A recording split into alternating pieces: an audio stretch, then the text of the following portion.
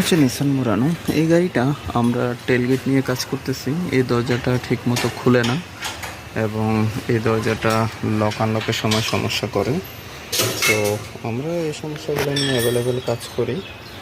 আমাদের কাছে spare পার্টসও available আছে।